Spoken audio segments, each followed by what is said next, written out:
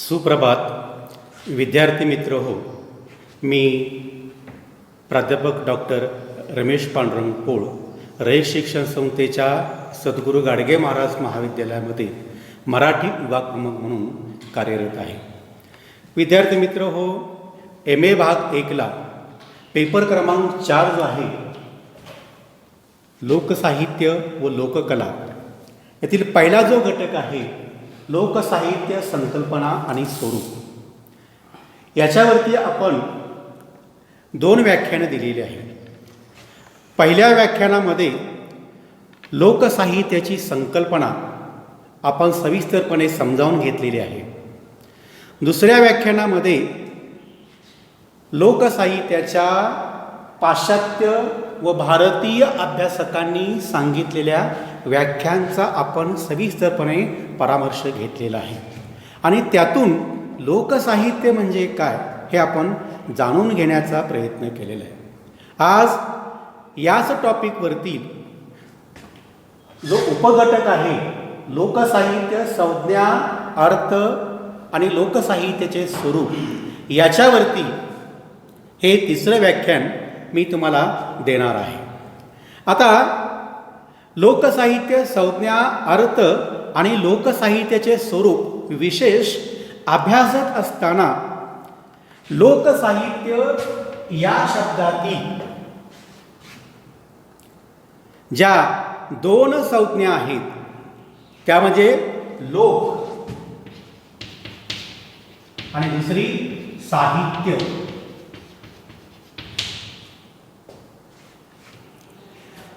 लोकसाहित्य हा शब्द 2 पदांच्या संयोगातून निर्माण झालेला आपणाला पाहायला मिळतो. यातील पहिला शब्द आहे लोक, दुसरा शब्द आहे साहित्य.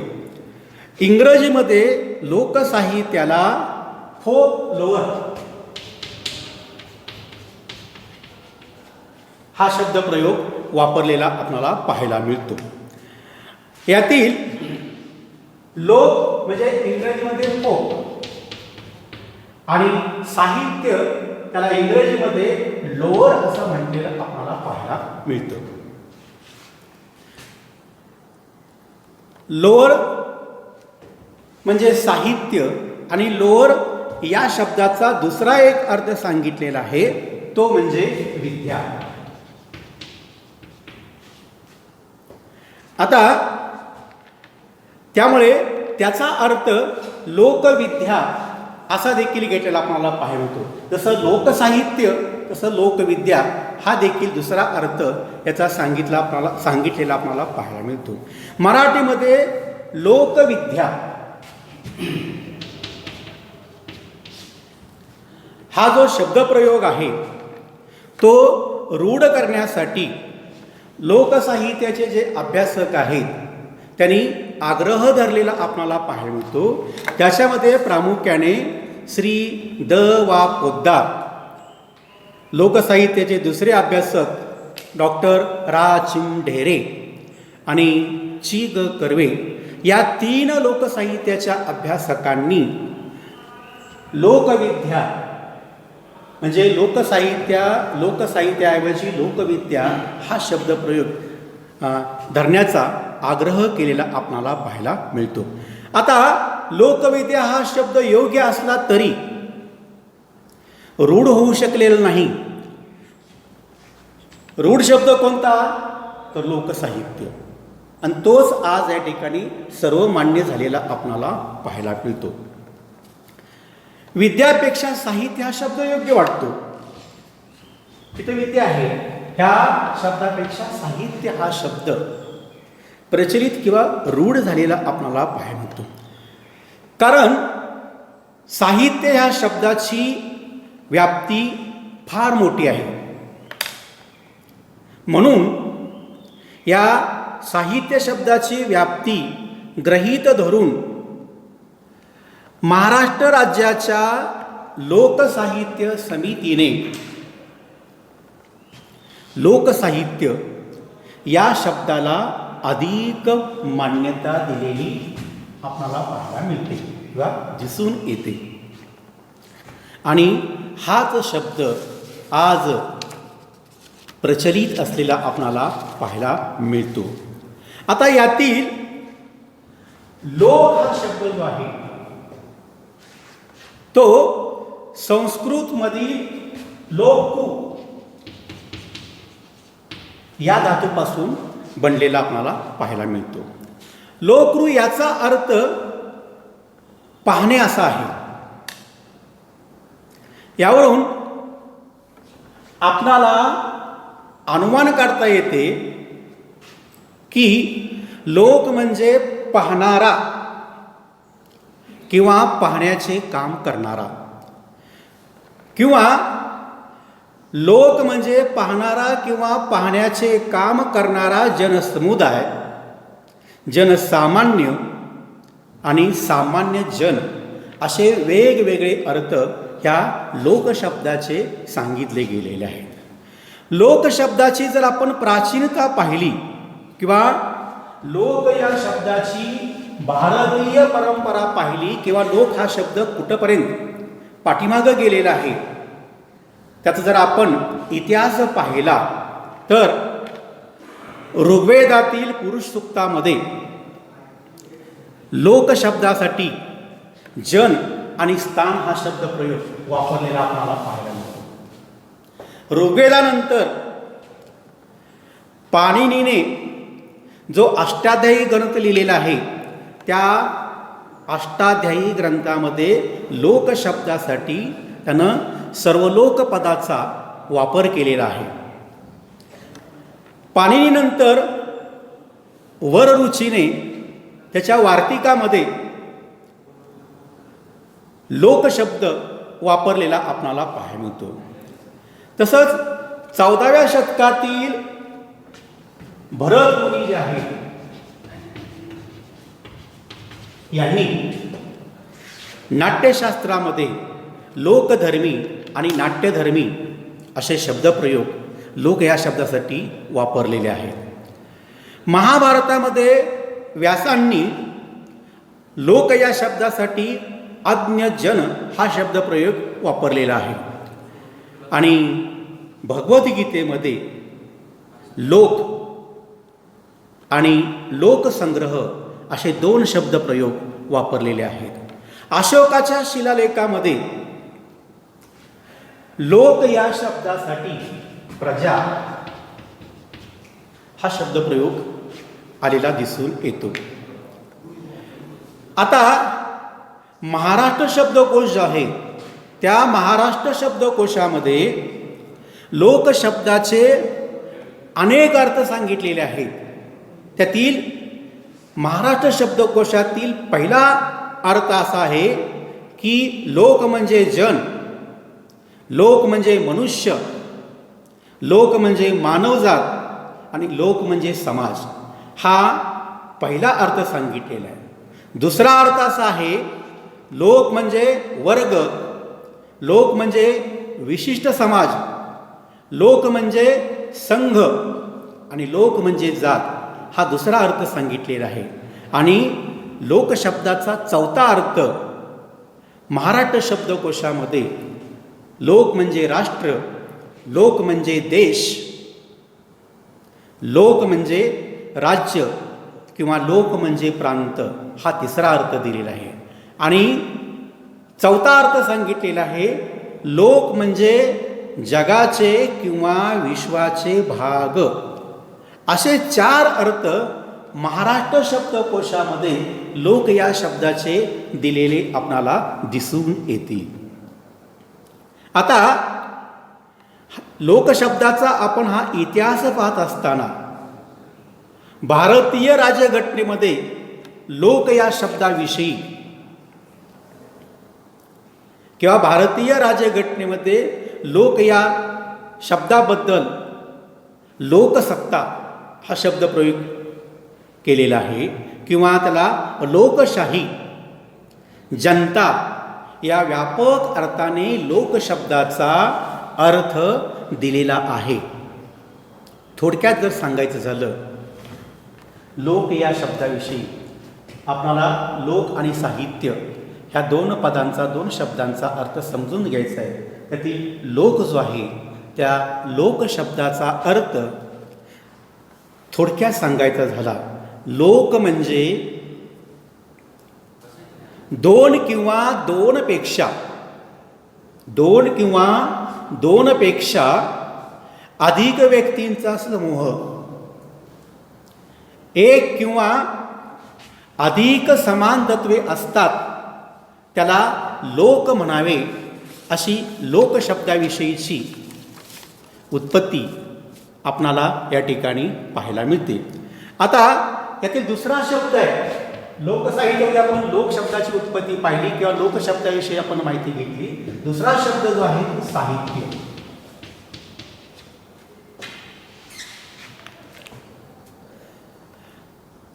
लोकसाहित्य शब्दातील दुसरे पद म्हणजे साहित्य, त्याला इंग्रजीमध्ये लोर असं म्हटलेलं आहे.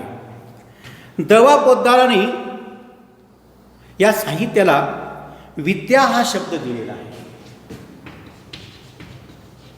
त्याला साहित्य न म्हणता विद्या म्हणावं म्हटलेलं आहे, दवा पोद्दाराने सांगितलेलं आहे. आता 14 विद्या आहेत. त्या विद्या तुम्हाला मी फारशा खोलामध्ये जाऊन सांगत नाही, पण त्याची ओझरती माहिती देतो की 14 विद्या कोणत्या, तर 4 वेद आहेत, अथर्ववेद, सामवेद, यजुर्वेद वगैरे. हे 4 वेद, 6 शास्त्रे, हे 4 आणि ही 6 10, मीमांसा 11, न्याय 12, इतिहास 13 आणि पुराण 14, अशा ह्या 14 एकूण विद्या असलेल्या आपणाला पाहायला मिळतात. म्हणून विद्या हा शब्द दवा पोद्दारांनी वापरलेला आहे साहित्याऐवजी. साहित्य म्हणजे वाङ्मय असा अर्थ लोकसाहित्यातील साहित्य या शब्दासाठी आपणाला अभिप्रेत नाही. ललित साहित्याची निर्मिती एका विशिष्ट व्यक्तीकडून होते, तशी लोकसाहित्याची निर्मिती एका विशिष्ट व्यक्तीकडून होत नाही. म्हणून ललित वाङ्मयाला आपण साहित्य जसं म्हणतो तसं लोकसाहित्याचा अर्थ, लोकसाहित्यातील साहित्य या शब्दाचा अर्थ ललित साहित्याच्या अनुषंगाने आपल्याला घेता येणार नाही. कारण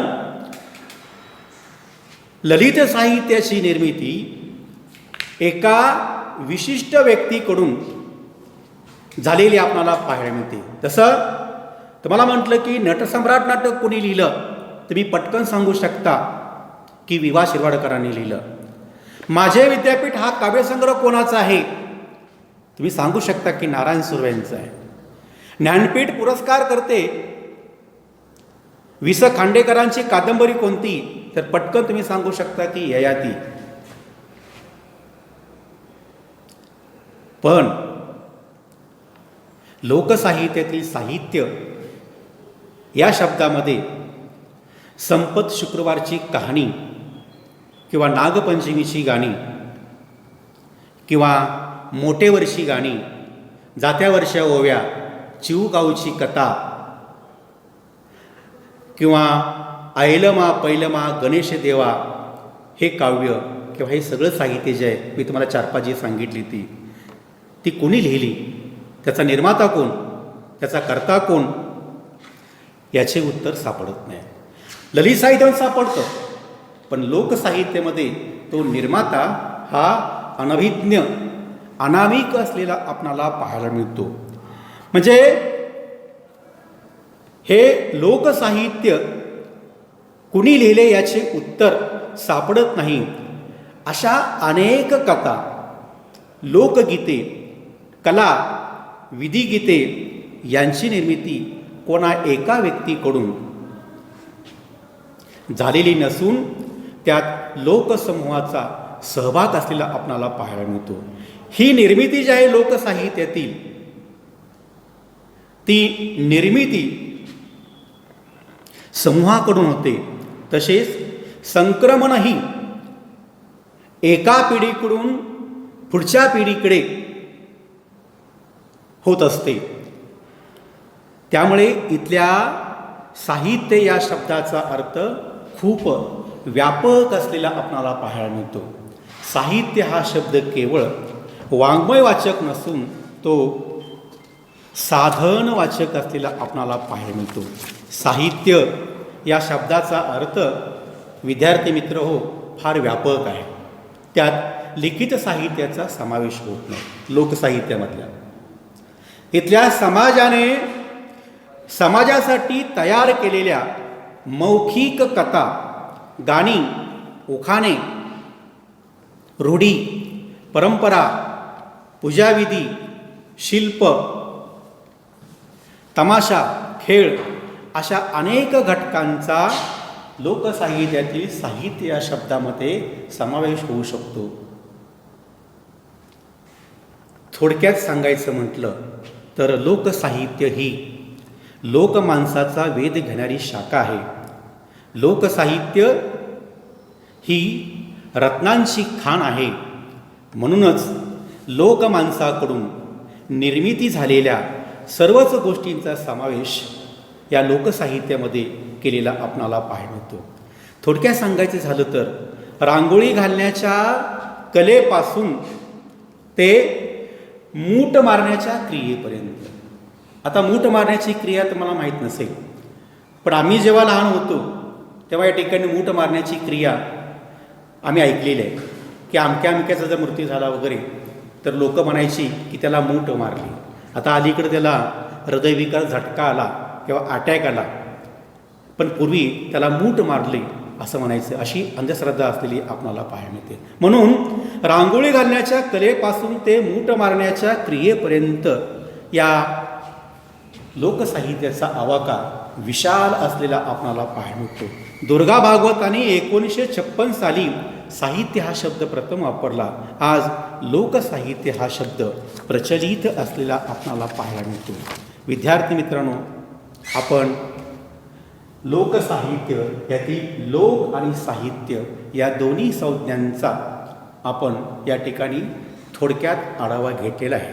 आता यातला शेवटचा भाग आहे की लोकसाहित्याचे स्वरूप किंवा लोकसाहित्याची वैशिष्ट्ये. मी तुम्हाला थोडक्यामध्ये या ठिकाणी सांगतो की ह्या लोकसाहित्याची वैशिष्ट्ये किंवा लक्षणे पाहत असताना किंवा अभ्यासत असताना लोकसाहित्यातून लोकमानसाचा आविष्कार होतो म्हटलेला. तिथे एक व्यक्ती नसते, अनेकांची समूहाची ती निर्मिती असते. म्हणून म्हटले की तिथं लोकमानसाचा आविष्कार होतो. दुसरं वैशिष्ट्य सांगितलेलं आहे, लोकसाहित्यातून लोकसंस्कृतीचे दर्शन होते. मग जी पिढ्यानपिढ्या चाललेली संस्कृती आहे, ती संस्कृती एका पिढीपासून दुसऱ्या पिढीपर्यंत सरकत आलेली आहे आणि तिचं दर्शन या लोकसाहित्यातून पाहायला मिळतं आपल्याला.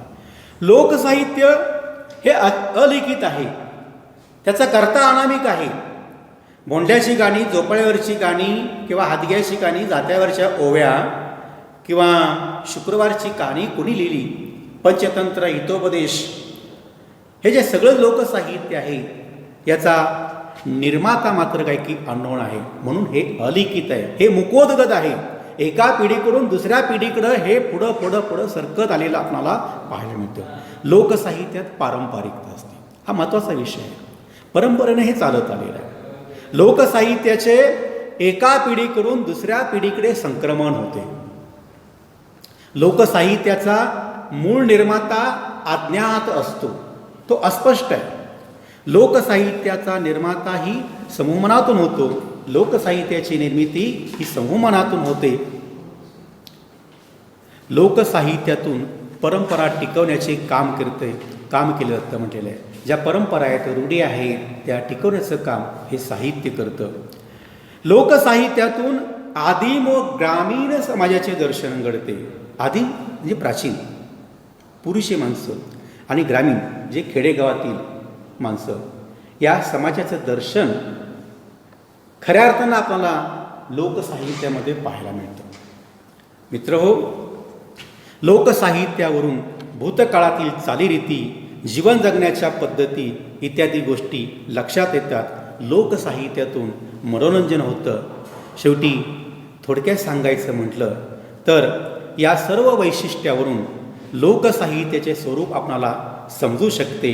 लोकांचा आपल्या जीवनातील प्रत्यक्ष अनुभव हीच लोकसाहित्याची संपदा आहे. बोलीभाषेत हे सारे साहित्य असल्याने ते अधिक सजीव वाटते. याची निर्मिती जाणीवपूर्वक नसून ती सहज घडलेली असते. आपल्या भारतीय संस्कृतीचा अमूल्य ठेवा म्हणून आपणाला लोकसाहित्याकडे पाहावं लागेल आणि मानवी मनातील भावनांचा कल्लोळ आपणाला लोकसाहित्यामध्ये पाहायला मिळतो. अशा या लोकसाहित्याचे जतन, संवर्धन, त्याचा अभ्यास करणं हे तुमचं आणि माझं, लोकसाहित्याच्या सर्व अभ्यासकांचं हे प्रमुख कर्तव्य आहे असं मला या ठिकाणी सांगावंसं वाटतं. मित्रांनो, आपण लोकसाहित्यातील लोकसाहित्य आणि लोकसाहित्याचे स्वरूप विशेष याचा आपण या ठिकाणी आपण चर्चा केलेली आहे. धन्यवाद.